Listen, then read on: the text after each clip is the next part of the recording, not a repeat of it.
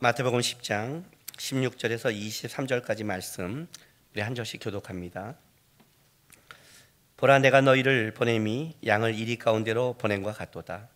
그러므로 너희는 뱀같이 지혜롭고 비둘기같이 순결하라.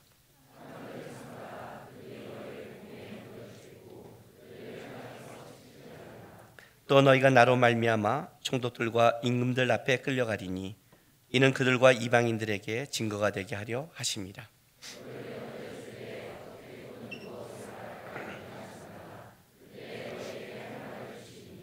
말하는 이는 너희가 아니라 너희 속에 말씀하시는 이 곧 너희 아버지의 성령이시니라.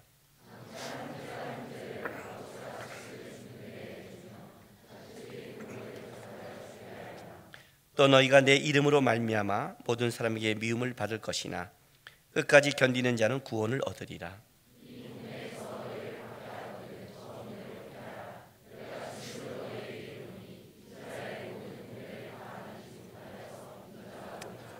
아멘.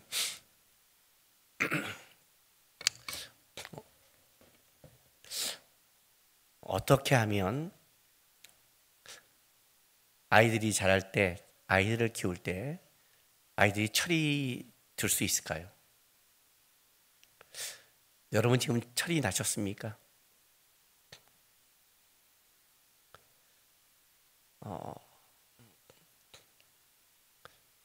과외 공부를 가르치는 선생님이 애를 공부시킬 때 공부하게 하는 방법을 말해주는데, 걔 눈앞에서 과외에 들어가는 돈을 직접 주라고 합니다. 근데 그 과외 돈이 그냥 싸서는 안 되고 영어 한 번 할 때 한 400만 원에서 500만 원짜리를 그 앞에서 딱 주고, 얘가 한 시간을 만약에 땡까 먹으면 몇십만 원이 날아가는 거를 보여주면 걔가 공부를 안 할 수밖에 없다고 합니다.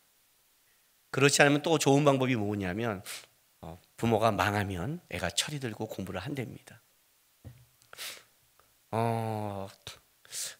영어 하나에 400만 원, 500만 원, 마음은 원이로되 쉽지 않고 망하는 걸 택하자니 제 철들자고 내 인생 그래도 망해야 될지 어떻게 하면 철이 날까요? 부모가 잘해주면 철이 날까요? 어떤 게 복일까요? 부모가 다 잘해줬더니 철은 늦게 나고, 부모가 안 해줬더니 철이 빨리 나면 어떤 걸까요? 제가 왜 아이들을 갖고 이렇게 말하는 줄 아십니까? 사람이 철이 났다는 건 뭡니까? 내가 뭘 위해 살아야 되고, 내가 어떤 존재로 살아야 되고, 내가 살아간 인생 속에 자기 한 사람의 사람됨의 책임을 아는 것, 그때 그 사람이 철이 나는 사람이겠죠. 그런데 아이들뿐만 아니라 그리스도인도 마찬가지 아닙니까, 여러분? 어떻게 하면 신앙의 철이 날까요? 하나님이 어떻게 해주면 여러분들이 나는 그리스도인이다 하고 느끼고, 이렇게 종교적인 힘없는 신앙이 아니라 내가 누구고, 내가 어떻게 살아야 되고, 내가 나에게 주신 하나님 앞에 어떻게 반응해야 되는 신앙의 철은 언제쯤 날까요? 하나님이 여러분에게 다 여러분의 기도대로 풀어주면 철이 날까요? 아니면 불 가운데 물 가운데 집어넣어서 한번 돌려야 철이 날까요? 어떻게 하면 신앙의 철이 날까요? 신앙의 철이 나야 내가 하나님 앞에 살아가는데, 인생의 철이 나야 자기가 자기 인생을 살아갈 수 있는 것처럼 신앙의 철이 나야 그리스도인답게 살아가는데 어떻게 하면 될까요? 하나님은 이 땅 가운데 천국의 씨를 뿌렸다고 합니다. 너희가 누구냐? 하나님의 백성이라고 합니다. 수많은 곳에 좋은 씨, 하나님의 백성 그리스도인들을 뿌렸고, 그 가라지가 있는 그곳에서 하나님은 그들을 모든 것에서 키우고 만드신다고 합니다. 내가 누구인가? 그리스도인입니다. 그리스도인한 게 뭘까? 하나님께서 이 땅 가운데 부려진 천국의 백성들, 그들의 삶의 목적은 천국 복음을 위해 살아간다고 합니다. 무엇을 먹을까 입을까 마실까를 넘어서서 그들이 무엇을 하든 그들의 목적은 분명하다고 얘기합니다. 한나는 가정주부에 불과했습니다. 근데 한나는 자기가 누구인 줄 알았습니다. 그래서 그는 하나님 앞에 이렇게 기도합니다. 만군의 여호와여, 주의 여종에게, 자기가 주의 여종임을 알았습니다. 자기가 누구인지를 압니다. 자기가 누구인지를 알고 하나님이 누구인지를 알아서 그는 하나님 앞에 나갑니다. 그는 자기가 어떤 목적으로 살아야 되는 걸 압니다. 이 아이를 주신다면 하나님 앞에 키우겠습니다. 그는 가정주부에 불과했지만 그 뿌려진 세상 속에서 자기가 어떻게 살아야 될지 목적을 알았기에 사무엘이란 걸출한 하나님의 사람을 키워냈고 그를 통해 역사가 바뀌었습니다. 세상에 바뀌는 것은, 하나님의 일이라는 것은 우리 눈에 보기에 그렇게 위대하고 멋있는 직업이 아닙니다. 자기에게 보내진 그곳에서 자기가 천국 백성과 목적으로 주부 그 하나만 잘해도 역사가 있습니다. 부모 역할을 잘하고 자녀 역할 잘해도 역사가 있는 겁니다. 학생이 학생 역할만 잘해도 그 학교에서 역사가 있는 겁니다. 실제 우리가 이 땅에 뿌려진 하나의 목적은 간단합니다. 무엇이 돼서가 아니라 현재 내가 어떤 존재인을 알아야 되는 겁니다. 모세가 자기가 하나님의 부르심을 알았을 때 그는 양치는 일개 목자에서 이스라엘의 역사를 바꾸는 일꾼이 됩니다. 그가 갖고 있는 어떤 세상적인 실력이 아니라 그가 하나님 앞에 어떤 부르심과 목적을 분명히 알았을 때, 그걸 살아갔을 때 하나님은 그를 통해 일하시는 겁니다. 그게 우리라고 말합니다. 그들을 하나님이 세상에 보냈습니다. 너희는 세상에 나가서 그렇게 살아가라. 그리고 그렇게 만나는 자에게 평안을 빌어줘라. 위로를 빌어줘라. 평안이란 건 단순히 세상적인 걸 말하는 게 아니라 하나님의 온전한 관계 하나 있는, 죄 가운데 끌려가고 무너진 그 속에 그게 아닌 다른 은혜와 사랑과 지키는 분이 있다는 것을 너희가 가서 그들에게 알려줘라. 합당한 자를 찾아라. 합당한 자를. 그리고 그들에게 나눠주라는 겁니다. 합당하지 않는 자가 오면 어떡하라고요? 그냥 털어버리고 다른 데로 가라. 우리의 싸움이죠. 세상에 나가서 하나님이 선택한 자들, 그들에게, 내가 살아가는 그 속에 내가 만난 하나님 속에 그들에게 그 은혜의 통로가 될 수 있는 것. 문제는 뭐냐면, 그렇게 우리가 만난 합당한 사람, 그거는 참 감사하지만 합당하지 않는 사람을 만나면 어떤 일이 벌어질까요? 그것이 그냥 털면 끝날 문제일까요? 그게 아니라고 말합니다. 너희가 살아가는 세상을 얘기합니다. 오늘 본문 16절이 그것부터 시작합니다. 보라,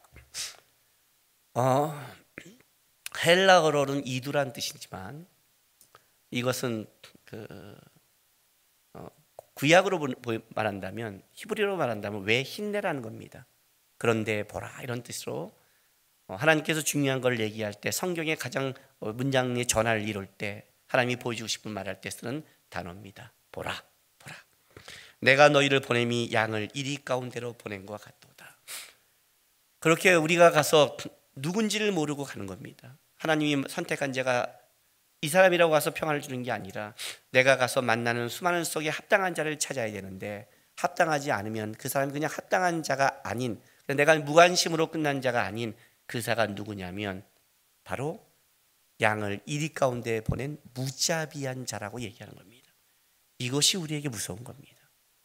양을 이리 가운데 보낸 것 같도다. 내가 살아가는 자리입니다. 지난번 이 말씀을 준비하기 위해서 저는 이 말씀을 보고 16절 말씀을 딱 보다가 요 부분만 묵상하고 일단 성경을 덮었습니다. 설교가 더 이상 진행하지 못했습니다. 왜 그런지 아십니까? 그리고 그 즉시 설교 제목을 썼습니다. 오늘 여러분이 본 설교 제목입니다. 뭐라고 썼죠? 내가 서 있는 자리. 여러분이 서 있는 자리가 어떤 자리인 줄 아세요?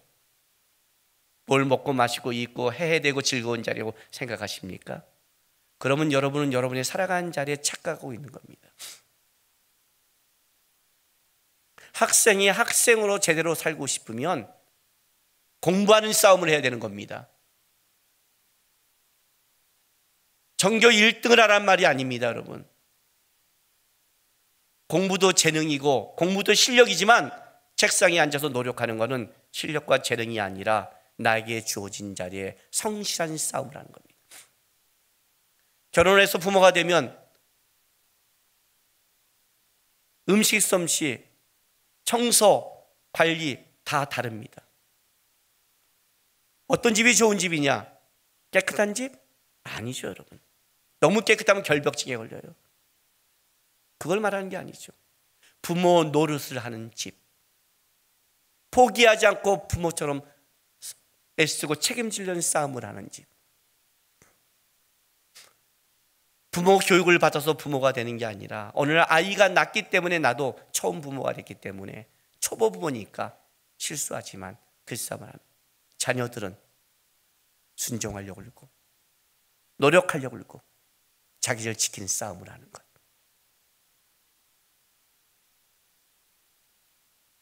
내가 서 있는 자리가 그렇게 쉽다고 생각하세요? 내가 서 있는 자리를 알아야 책임을 지죠. 그런데 그걸 넘어선다고 말합니다. 너희가 서 있는 자리는 양을 이리 가운데 보낸다고 합니다. 양과 이리가 싸움이 되겠습니까? 싸움이 안 됩니다, 여러분. 본질적으로 안 됩니다, 싸움은. 내가 서 있는 자리를 놓쳤구나. 놓치니까 어떻게 돼요? 내 삶은 왜 이래? 나는 왜 이렇게 복잡해? 지금 이리 가운데 살아가는데 그게 쉽다고 생각하십니까? 내가 너희를 양을 이리 가운데 보낸 것 같대요. 누가 보내요? 주님이 보낸대요. 이게 제가 먹먹해지는 거예요. 주님이 내가 살아가는 현장이 이리 가운데 내가 그 삶을 살아가는구나. 그 삶을 살아가는구나. 그래서 싸움이 안 되는구나. 싸울 수 없구나. 싸워봤자 깨지는구나. 아니면 어떻게 돼요? 내가 이리가 돼야 되는구나. 양을 포기하고. 그래서 주님이 그 양으로 그렇게 살아가려면 이렇게 살아가라고 우리에게 방법을 갖춥니다. 그러므로 너희는 뱀같이 지혜롭고 비둘기같이 순결하라. 주님이 우리에게 준 방법입니다. 뱀같이 지혜롭고 비둘기같이 순결하라. 근데 우리는 비둘기같이 멍청하고 뱀같이 사악하죠. 이게 문제죠, 그죠? 그런데 이 뱀이라는 것은 여기 복수로 사용됐습니다. 뱀들입니다. 그러나 이 뱀은 어떤 단어와 같은 단어냐면 창세기 3장 1절과 같습니다.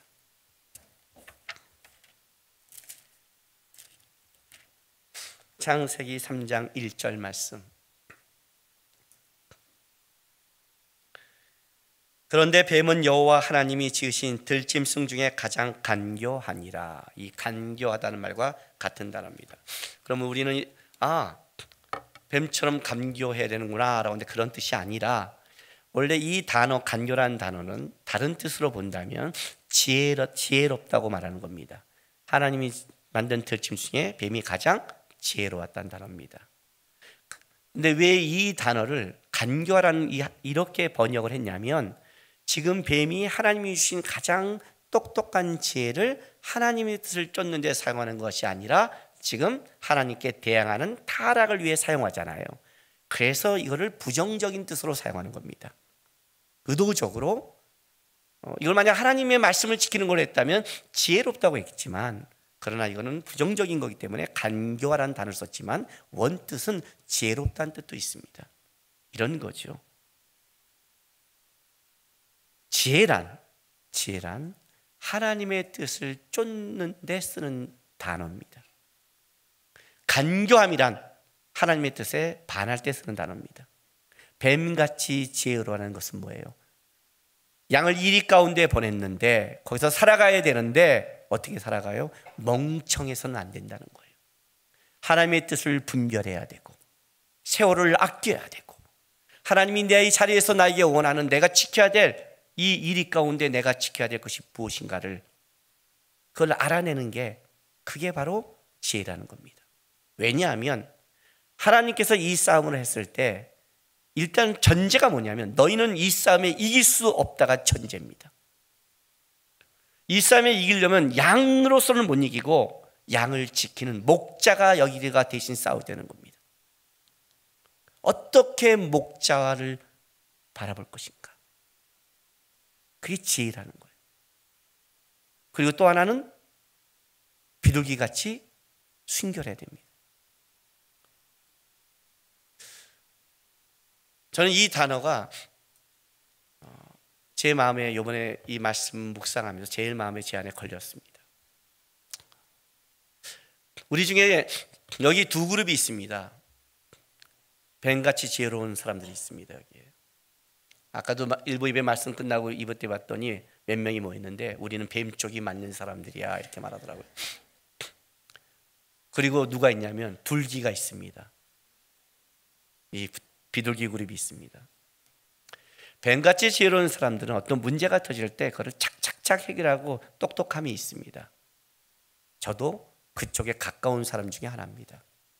그런데 일은 잘 처리하고 했는데 뭘 놓치냐면 순결함을 잃어버립니다. 내 안에 순결함을 놓쳐버립니다.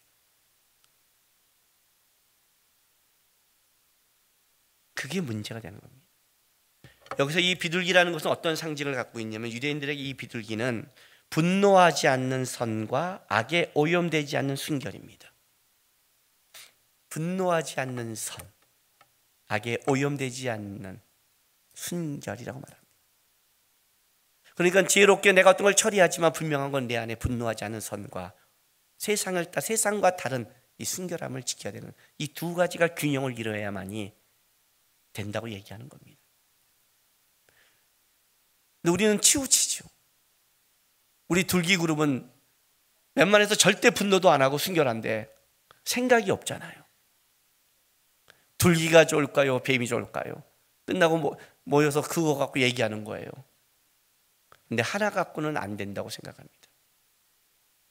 왜 그런 줄 아세요? 왜 하나님이 이걸 요구한 줄 아세요? 너희가 살아갈 세상, 너희가 서 있는 자리가 너희가 생각하는 것처럼 그보다 훨씬 더 심각한 자리라고 얘기하는 거예요. 그래서 그 다음에 앞으로 올 이 영적인 추수의 때, 영적 위기의 때가 어떤 시대가 오는지를 성경이 얘기하고 있는 겁니다. 자 보세요. 17절 사람들을 삼가라.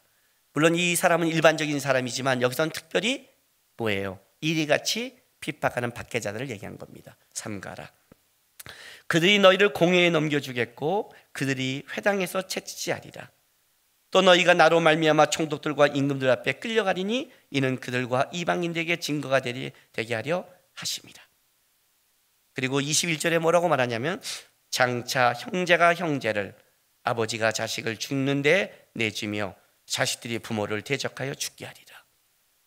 오늘 어버이 주일인데 예. 세 가지를 크게 얘기합니다. 첫 번째는 뭐예요? 공회와 회당입니다. 이 공회는 사내들인 공회입니다. 유대인에게선 최고의 기관이지만 특별히 회당이라는 것은 당시에 하나님의 말씀을 가르치는 지금으로 친다면 교회와 같은 곳입니다. 이렇게 말하는 거죠. 영적 추수의 때, 영적인 위기가 때가 온다면 가장 우리에게 충격적인 사실은 교회가 너희를 핍박할 수 있다.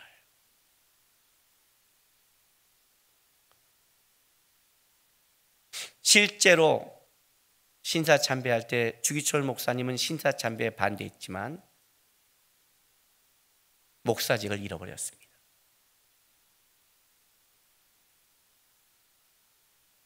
얼마나 많은 핍박의 시기에 초기 교회 역사 때부터 지금까지 돌아보면 항상 교회가 진리를 편에 쓰는 건 아니었습니다.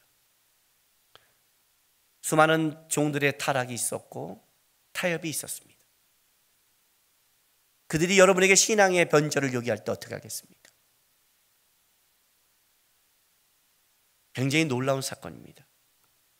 양과 일이, 그러니까 양은 안 믿는 사람, 일이는 안 믿는 사람이 아니라, 이 싸움에 우리가 너무 놀라운 사실은 뭐냐면 영적인 지도자들과 영적으로 우리를 보호하고 끌어갈 진리편에 서야 될 사람들이 실제 그렇지 않을 수 있다고 얘기를 합니다. 그러니 깨어 있어야 되는 거죠. 깨어 있어야 되죠. 이런 사건이 터질 때 여러분들은 분노하게 되고 순결을 잃어버리고 같이 빠지잖아요. 너무 똑똑한 자는 교회를 떠나고 바보같이 한 교회에 있지만 분별력을 잃어버릴 수 있다는 거잖아요. 무서운 얘기예요. 두 번째는 뭘 얘기하냐면 총독들과 임금들에게 핍박입니다. 이거는 국가적인 권력입니다.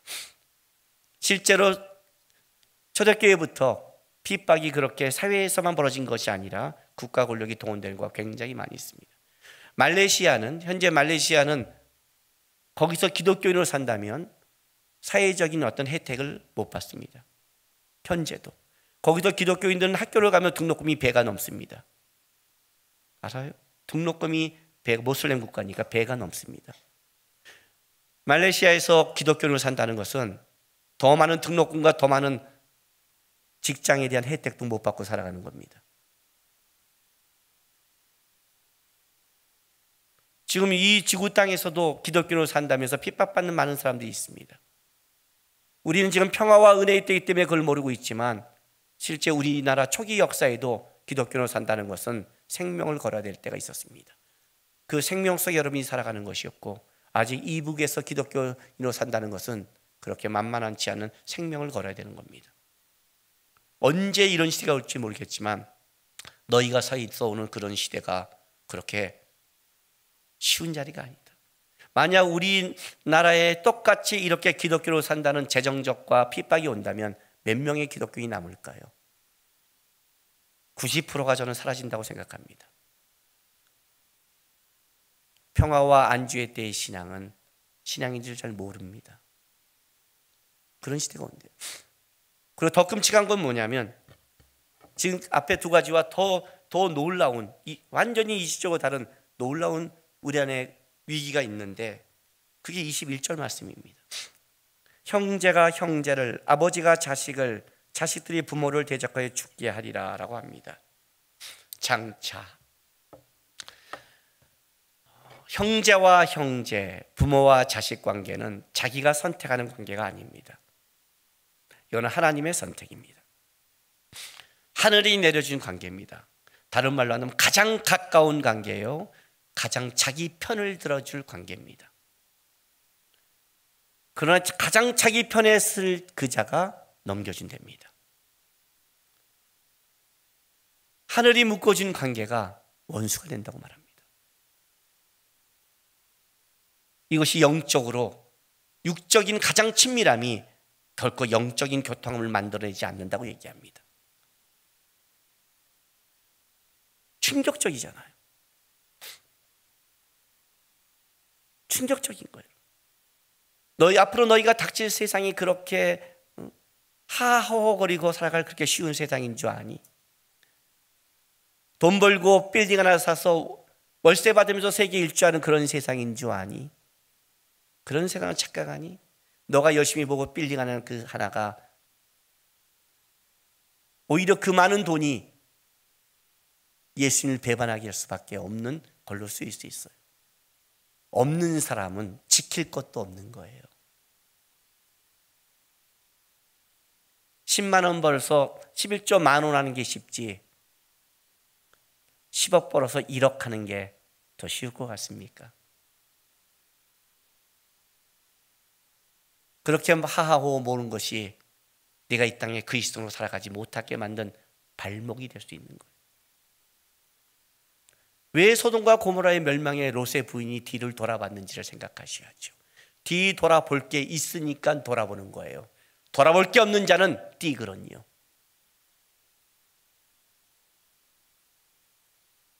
만만치 않은 세상이 올 거다. 네 가족이 가족인지요? 아니, 이런 거예요. 그게 하나님이 너에게 보내준 세상이다. 그게 세상이다. 그래서 이리 가운데 보냈다. 양을.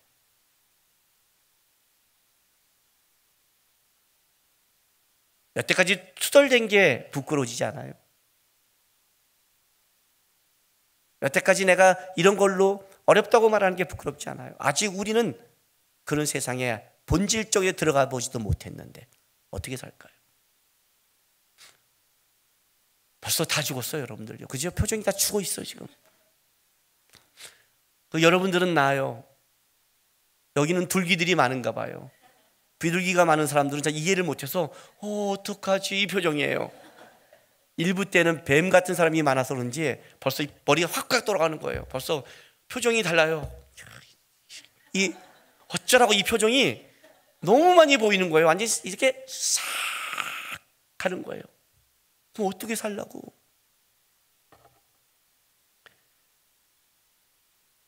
하나님은 뭐라고 말하냐면 이렇게 말합니다. 염려하지 말라 그래요.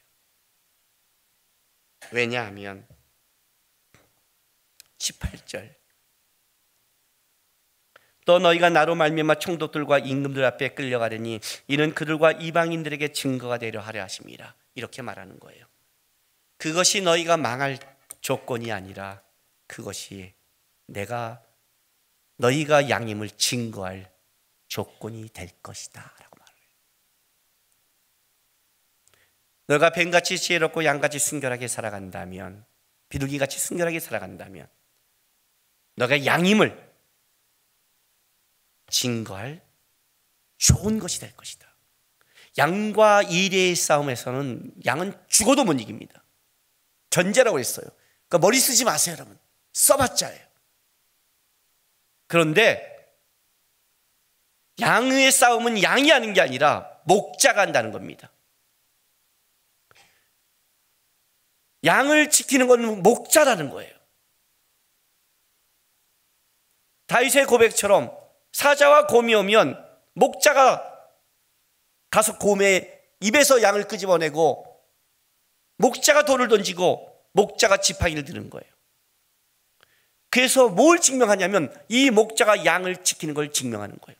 구약 전체의 사상입니다. 우리가 그렇게 하나님의 마음에 합한 자라는 다윗이 한 고백 아니에요. 너는 칼과 단창으로 오지만 나는 만군의 여호와 이름으로 간다. 무슨 말이에요? 너는 일이고 너는 네의 이빨로 오지만 나는 이빨의 싸움을 하지 않는다. 나는 내 목자를 붙잡을 거고 목자가 싸울 것이다. 어렸을 때부터 그렇게 수없이 들었던 우리의 전설 같은 신화 같은 이야기. 다니엘을 사자굴 속에 넣었는데 거기에 살아있는 사자의 입을 막아버리는 그 얘기를 하는 거예요. 이리 가운데 넣었는데 당연히 찢겨 죽어야 될 양인데 그 양이 살아가요. 양의 힘이 아니라 누구라고요? 목자의 힘이라고요. 염려하지 마라. 너희가 싸우는 게 아니다. 너희를 싸우는 목자가 있다. 그것이 증명될 것이다. 그것이 증명될 것이다. 두 번째는 19절 말씀이에요. 너희를 넘겨줄 때 어떻게 또는 무엇을 말할까 염려하지 말라. 그때 너희에게 할 말을 주시리니. 할 말을 주시리니. 뭐라고 그래요? 너희의 머리로 하는 게 아니다. 하나님이 변호해 준다. 변호사가 있다는 거예요. 최고의 로펌, 최고의 변호사, 백전백승의 변호사가 있다는 거예요. 할 말을 주리라. 양의 머리에서 뭐가 나오겠어요? 네 머리에서 나올 게 뭐가 있니? 우리는 없으니까 두렵잖아요. 어떻게 살아가지? 너가 살아갈 힘이 없어. 내가 변호한다. 생각나게 한다. 그래서 여러분들에게 해야 될 게 뭐예요, 여러분? 하나님 안에 거하는 싸움을 해야죠. 생각나게 하려고 했는데 머릿속에 넣은 거는 하나도 없이 태초에 하나님이 천지를 창조하시니라 창세기 1장 1절만 있으면 하나님이 뭐라고 그러겠어요? 내가 태초에 천지를 창조했다. 죽어라. 뭐 이거밖에 없잖아요. 아니 목사님, 그 사람이랑 저랑 똑같아요. 예배 그렇게 수없이 드려도 저 생각 하나도 없고요. 성경 공부했는데 지금 생각나는 거 하나도 없어요. 양이니까 그래요. 양이 뭐 이렇게 똑똑하겠어요. 그런데 여러분, 밥 한 끼 먹으면 시장기를 면하지만 삼시세끼를 계속 먹으면 보약이라고 그럽니다. 오늘 운동 한번 하면 뱃살만 아프지만 몇 개월을 하면 근력을 만듭니다. 오늘 어쩌다 예배 한 번 드리면 이게 뭐가 남는가 하지만 오랫동안 예배를 드리면 여러분의 영적인 힘이 생깁니다. 어떤 사람이 야 나는 30년 동안 말씀 듣고 해도 머릿속에 남는 거 하나도 없더라. 그랬더니 다른 분이 야 나는 30년 동안 밥을 먹었는데 내 뱃속에 쌀 한 톨 없더라. 싹 빠져나갔어. 그런데 그 쌀이 싹 빠져나갔는데 나에게 살이 되고 피가 되고 자라서 몸을 만들어줬어. 이해가 되세요? 싹 빠져난 것 같지만 그게 우리의 영적인 실력을 만들고 버팀을 만들고 하나님의 사람을 만드는 거예요. 지금은 생각이 나지 않지만 그렇게 들었던 것이 때가 되면 하나님이 생각나게 하며 말할 수 있는 힘을 만든다는 거예요. 신앙생활은 하루 이틀에 끝나는 게 아니라 하나님이 앞에 양이 목자를 따라가서 붙어 있을 때 그것이 힘이 되고 능이 되는 거예요. 무슨 말을 할까 염려하지 말고 하나님이 나에게 말씀할 수 있도록 하나님 앞에 목자를 따라가는 게 신앙의 싸움이에요. 왜? 우리의 싸움은 목자가 하고 목자가 우리에게 할 말을 주며 목자가 우리의 길을 인도하며 목자가 우리의 갈 길을 밝혀준다고 약속했으니까. 이해가 되세요? 그래서 염려하지 말래요. 세상이 강하지만 우리 하나님은 더 강함이 증명될 거다. 세상이 똑똑할 것 같지만 우리 하나님은 세상보다 더 지혜롭고 똑똑한 것만 증명될 것이다. 너희가 하나님을 붙잡으면 양임을 증명될 것이다. 그러니 어떻게 하라? 그러니 너희는 그러기 위해서 이 싸움을 시작해라. 아니 이렇게 잘하라. 다시 가겠습니다. 16절로. 보라 내가 너희를 보냄이 양을 이리 가운데 보낸 것 같도다. 우리가 서 있는 자리입니다. 그러므로 뱀같이 지혜롭고 비둘기같이 순결해라. 자, 이 싸움 하자는 겁니다. 뱀같이 지혜롭고 비둘기같이 순결해라. 사단이 우리를 흔들고 세상이 공격할 때 세상과 싸우는 게 아니라 여기서 어떻게 하나님의 뜻을 분별하며 살아갈 수 있는 하나님의 지혜, 그리고 하나님의 지혜를 붙잡는 것만뿐만 아니라 그 세상의 속에서 내 안에 오는 수많은 이 분노, 싸움, 이것 속에 잃어버리지 않는 순결과 분노하지 않는 선을 마음에 지켜가도록 하라는 거예요. 하나에 빠지면 하나를 놓치잖아요. 저는 요즘에 하나님 옆에 많이 지혜를 구한 것 같아요. 왜냐하면 수많은 어려움이 있었으니까 대응하는 방법, 말하는 방법, 어떻게 하는 방법, 어떻게 할까 하나님께 많은 지혜를 구한 것 같아요. 그래서 나름대로 그래도 잘 어떻게 은혜 가운데 처리하고 있다고 생각했는데 이 본문을 본 순간 내가 크게 놓친 것을 배웠어요. 내 안에 분노가 있다는 거예요.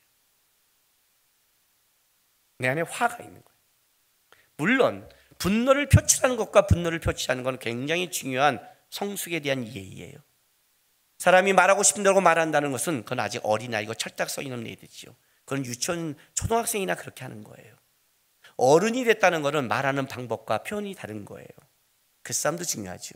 그런데 그건 더 중요한 건 뭐냐면 분을 내어도 하루를 넘기지 말라는 그것은 어떤 뜻이냐면 순결함을 지켜라는 싸움인데, 거기서 나는 내 속에 화가 점점 나고 있다는 걸 알기 시작했어요. 순결함을 놓친 거죠. 아무리 지혜롭게 일을 처리한다 해도 순결함을 놓치면 어떻게 돼요, 여러분? 왜 그런 줄 아세요? 그럼 내가 부패해져요. 내가 타락하는 거예요. 상대가 옳다 틀리다가 중요한 게 아니라 내가 타락한다니까. 내가 하나님을 놓치는 거예요. 사단이 원하는 건 그거밖에 없으니까. 청년 때 제가 배운 게 있잖아요. 원망스럽고 힘들고 부모에 대한 불만, 사회에 대한 불만, 여러 가지 불만 때문에 불평하고 불만하다가 아무것도 안 했더니 어떤 일이 벌어져요? 변명할 건 있었지만 내 안에 실력이 없었다는 걸 알았다고 하잖아요. 실력이 없구나. 변명한다고 인생이 해결되는 게 아니구나.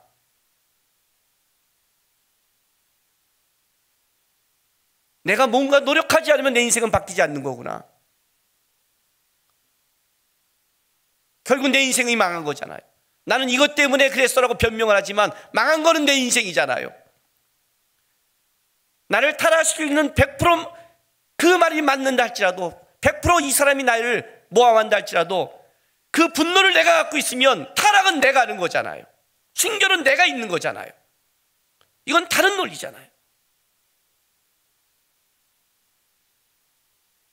일삼에서 져버리면 우리가 이 속에 하나님의 그것을 지킬 실력이 또 다른 타락이라는 거죠. 이걸 내가 놓쳤구나. 이걸 놓쳤구나. 지혜롭게 처리해야 되지만 내 속에 일어나는 것을 다스리는 분노하지 않는 선. 왜 분노할까요? 왜 분노할까요? 자기 중심적이라서 그런 거예요. 여러분, 모든 부모들이 동일한 심정이 있어요. 모든 부모들은 다 타인의 집 자식은 다 칭찬한다. 타락할수록 더 위로해 준다. 90%를 잘못해도 10%를 찾아준다. 그래도 걔 착하잖아. 인사 잘하잖아. 그리고 자기 자식에 대해서는 어떻게 돼요? 90%를 잘해도 10%의 불만이 온다.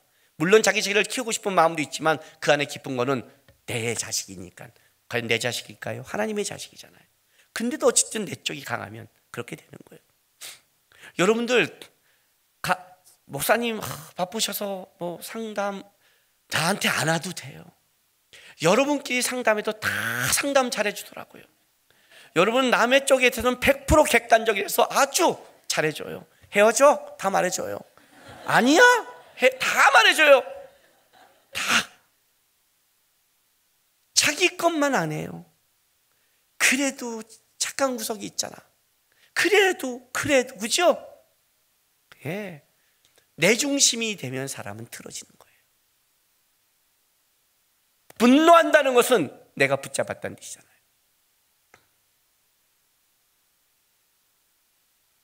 주님이 양을 이리 가운데 보냈다는데 일의 유혹과 찢김이 당연한 거잖아요. 모함이 당연한 거잖아요. 이 땅을 살아가면서 고난이 당연한 거잖아요. 제가 이번 일을 겪으면서 이런 생각을 했어요. 내가 왜 화가 나지 했더니 이런 거예요. 적어도 내가 목사로 살면서 이런 욕심은 부리지 않아야겠다. 이거는 내가 지켜야 되겠다 하는 내 나름대로의 싸움이 있었어요. 그걸 공격받으니까 내가 뭐예요? 화가 나는 거예요. 근데 이게 내 중심이었다는 걸 봤죠. 그죠? 내가 여기서 인정받고 싶은 마음이었다는 거죠. 주님이 앞에 가면 인정하실 텐데 라고 말하면서 우리가 살아가는 사회 속에 다른 사람의 인정이 중요하지 않다고 말하면서 적어도 이 부분은 내가 욕먹지 않고 얼마나 지켜왔다는 내 의의가 있다는 걸 보기 시작한 거예요. 그러니 화가 나는 거죠. 그리고 편안할 때는 주님도 바알세불 귀신의 왕이라는 소리를 들었는데 이렇게 넘어가면서 난 조금만 들으면 바닥바닥 뛰고 있는 거 아니에요. 이게 내 속에 내 속에 자리 잡은 거였구나. 순결하다라는 것은 윤리도덕을 말하는 게 아니라 하나님 앞에서의 깨끗함인데 하나님을 보지 않았구나. 내가 놓쳤구나. 내가 타락하지 않게 해서 하는 거예요. 내가 부패하지 않게도 지켜가는 거예요. 변명하지 마세요. 하나님 놓친 건 놓친 거예요. 신앙의 삶을 잘못 산 건 잘못 산 거예요. 저 사람 얘기가 옳다는 말이 아니에요. 100% 틀렸어도 어쨌든 내가 하나님을 놓친 거는 놓친 거예요. 그 싸움을 하라는 거죠. 두 번째는 더 중요한 이유 때문에요. 20절 보세요. 19절부터 제가 읽어드릴게요. 너희를 넘겨줄 때 어떻게 또는 무엇을 말할까 염려하지 말라. 그때 너희에게 할 말을 주시리니 말하는 이는 너희가 아니라 너희 속에 말씀하시는 이 곧 너희 아버지의 성령이시라. 무슨 말인 줄 아세요? 너희 안에 하나님을 향한 지혜와 순결함이 있어야 너희 속에 말씀하시는 이의 음성을 들을 수 있다는 거예요. 하나님은 너희 안에서 말하고 싶고 너희 속에 일하고 싶고 성령님이 너희의 주권자가 되고 싶은데, 그러려면 너희가 세상과의 싸움이 아니라 하나님을 붙잡는 싸움, 순결한 싸움을 해야 하나님이 너희 안에 일하신다는 거예요. 이와의 싸움 속에 하나님을 잃어버리는 끔찍한 일이 벌어질 수 있다는 거예요. 너희 속에 말하는 이가 있다. 그걸 지키라는 거예요. 내 속에 말하는 이, 다른 말로 할게요. 다른 말로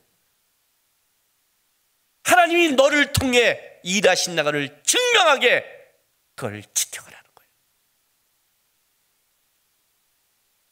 그걸 지켜가라.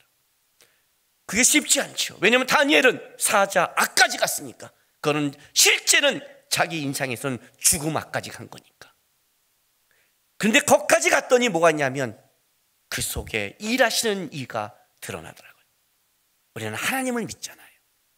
하나님을 믿는다는데 실제 우리는 떨잖아요. 하나님을 믿으면 하나님이 역전시킨다는 것을, 하나님이 아신다는 걸 하면서도 못하잖아요. 우리 속에 말하는 이가 못 드러나는 거예요. 하나님이 이것 때문에 가장 크게 말씀하는 거예요. 너희는 세상의 빛과 소금이다. 너는 세상에 뿌려지는 좋은 씨앗이다. 너희를 통해서 하나님이 60배, 100배 열매를 맺기를 원한다. 세상의 방법이 아니라 하나님의 방법으로 하고 싶다. 이리와 싸우는 방법이 아니라 양이 죽는 것 같지만 안 죽는 목자가 드러나는, 목자가 지키는 하나님의 일하시는 방법을 드러내고 싶다. 너희의 싸움은 세상과의 싸움이 아니라 세상 속에서 잃어버리는 하나님 앞에 바로 서는 뱀같이 지혜롭고 비둘기같이 순결함을 지켜가는 그 싸움을 해라. 그러면 타락하지 않을 것이며 그 속에 하나님이 네 속에 말하고 일하고 성령님이 너희의 주님을 드러내는 놀라운 명예롭고 가치 있는 일들이 드러날 것이다. 너희를 보면서 다른 분이 지키고 하나님이 살아있고 다른 사람이란 걸 보게 될 것이다. 그 얘기를 하고 있는 거예요. 너희 속에 말하는 이 가치 있고 명예롭지 않아요? 그걸 듣는다면, 그 일을 행한다면 적어도 여러분이 나는 진짜 양이고 나는 진짜 하나님의 백성이라는 그 명예를 얻잖아요. 이 싸움을 하라는 거예요. 내가 서 있는 자리, 이리가 이글이글 눈을 불태우면서 잡아먹을 듯이 기다리는 자리입니다. 하나님, 왜 이런 자리에, 왜 내가 이런 곳에, 내가 왜 이런 일을 겪는다고 헛소리 하지 마세요.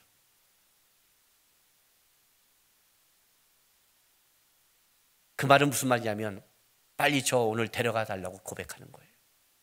헛소리 하지 마세요. 그 자리는 세상이 살아가는 그 자리다. 네 힘으로 안 된다.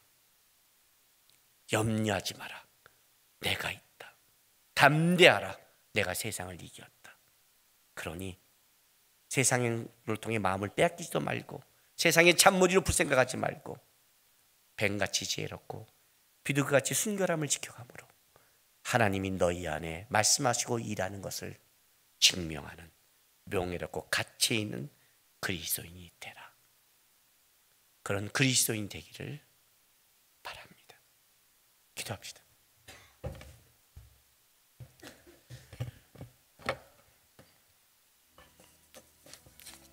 우리 고단한 인생길, 힘겨운 삶을 살아갑니다. 여러분, 이 또한 지나가리가 그냥 고난이 지나간다고 생각하지 마시기 바랍니다. 이 또한 지나간 그 끝에는 우리는 하나님 앞에 서야 됩니다. 우리는 하나님 앞에 설 사람입니다. 그러기에 하나님, 하루를 살아도 주님과 기쁨으로 가겠습니다. 하루를 살아도 뱀같이 지혜롭고 비둘기같이 순결한 하나님이 말씀하는 백성된 싸움을 하겠습니다. 내 인생에 하나님이 말씀하신 목적과 인도하는 것을 증명하는 가치와 명예를 드러내 주십시오라고 우리 다 같이 다짐의 기도를 나가겠습니다. 기도하겠습니다. 아버지 하나님 감사합니다.